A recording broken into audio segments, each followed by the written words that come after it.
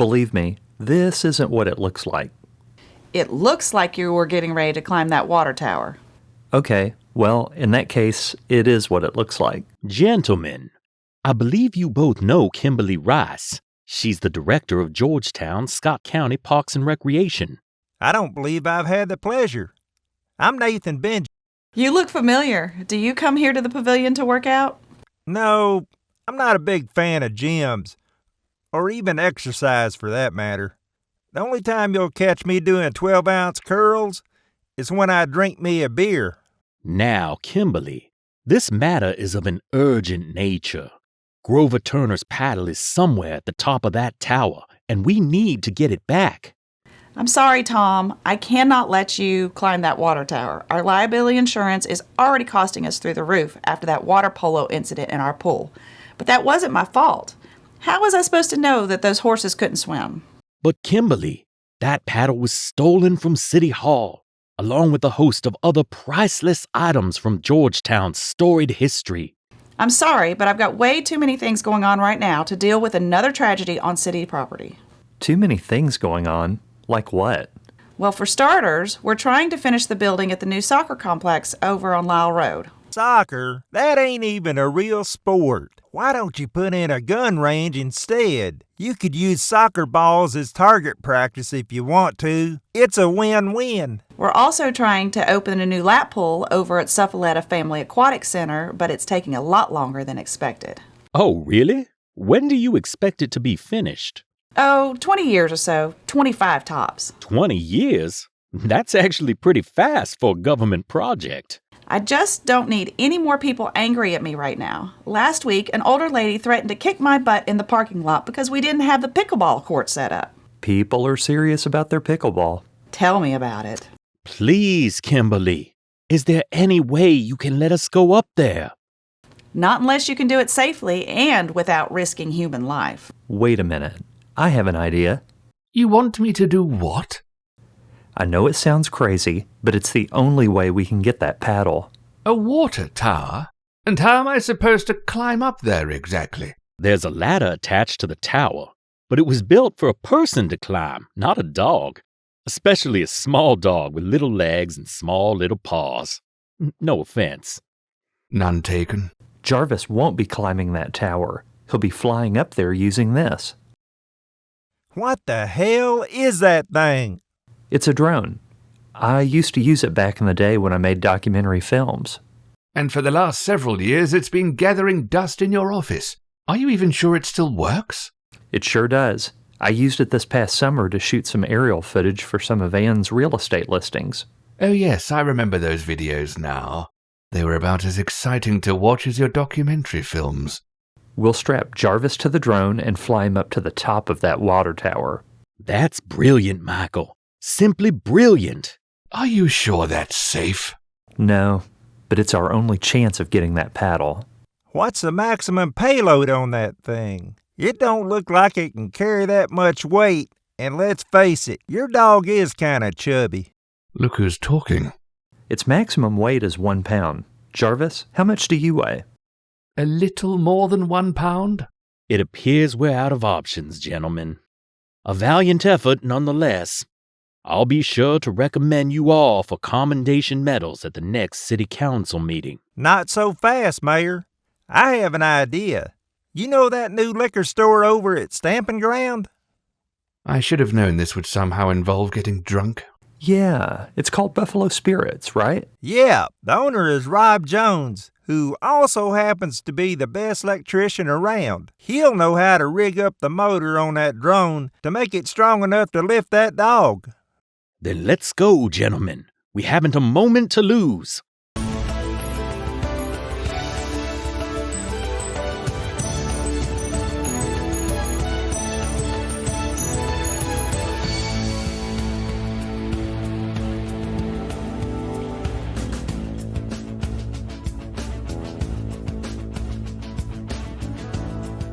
Hello, I'm Michael Crisp, and this is my dog Jarvis.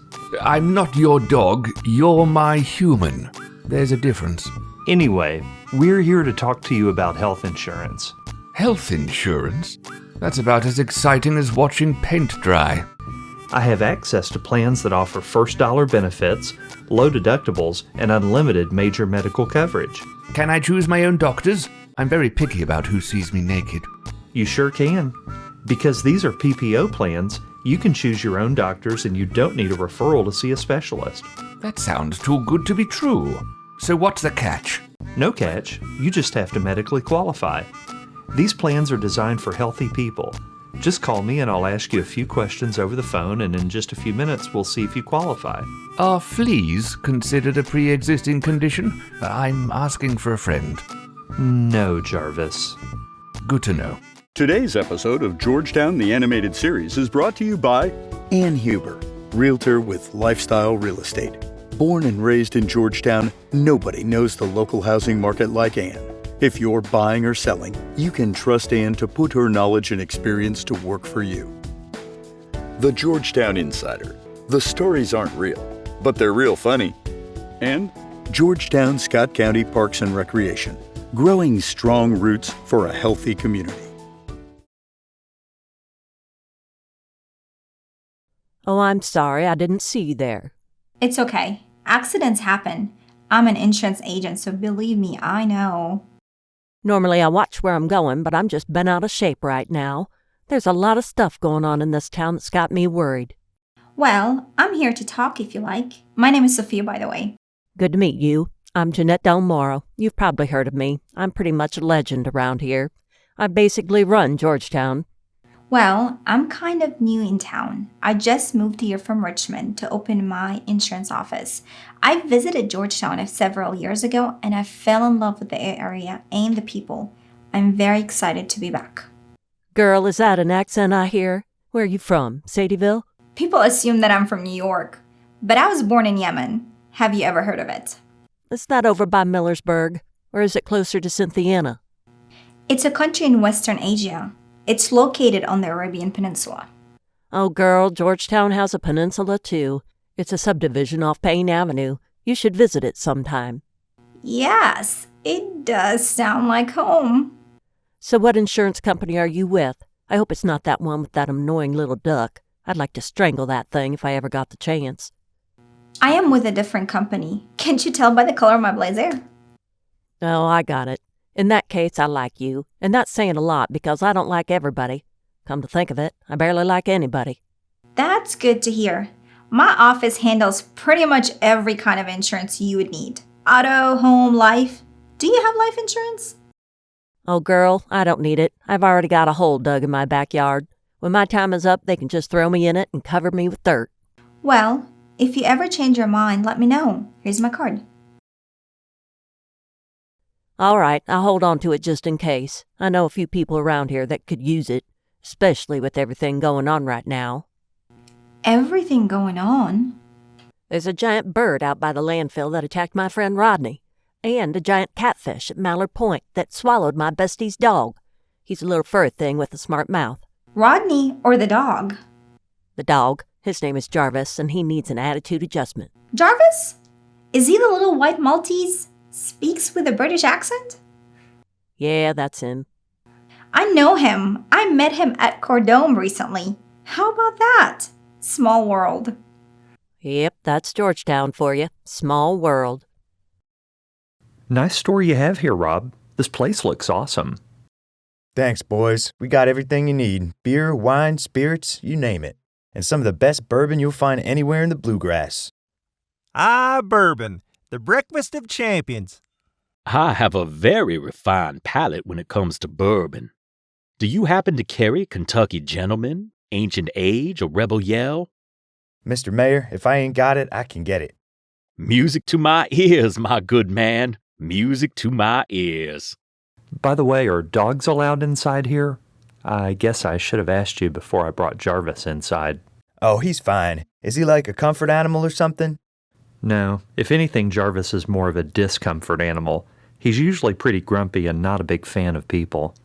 You know, I'm in the room. I can literally hear what you're saying. You said on the phone something about needing help with your drone? That's right. We need to strap this here dog to it, but the payload on it is only 1 pound. Yeah, I can rig it up to carry that dog. I just need to rewire the circuit board and change out the motor. I'll get you fixed up, don't worry. How long do you think it'll take? I'll have it ready by tomorrow. Thanks, Rob. Well, we'd like to stay and chat, but we're heading back to Georgetown. What do you got to do back in Georgetown? We have to free an innocent man. How long do we have to be here? David is a family friend, and it's important that we're here to show our support. Michael even signed Connor out of school to be here today. Missing school today is no big deal. As long as I write a paper about the trial, it's considered an excused absence. See, Ella, even Great Crossing High School considers this a big deal. A guilty verdict should get me an A, but a guilty verdict with life in prison, that's a guaranteed A+ right there. Can we go now? My shift starts in a half hour. I don't want to walk into Starbucks and tell them I was late because I was in court. They'll think I'm a criminal. Hold on, they're bringing David into the courtroom. That guy looks guilty. He has a crazed look in his eye. Oh yeah, A+, here I come. Hi, son. I'm sorry you have to see me like this. How are you holding up? Some of my classmates have seen your mugshot on the Busted Scott County Facebook page, so that's been fun. That's good to hear, Blake. Trust me, I didn't do what they said I did. They've got the wrong man. I believe you, Dad, but what if the jury doesn't? What if you get a life sentence? If they send me away for good, you'll be the man of the house. Sweet, party at the Lewis house. You're a good son, Blake. All rise. Court is now in session. The Honorable Judge Orlando Sharp presiding.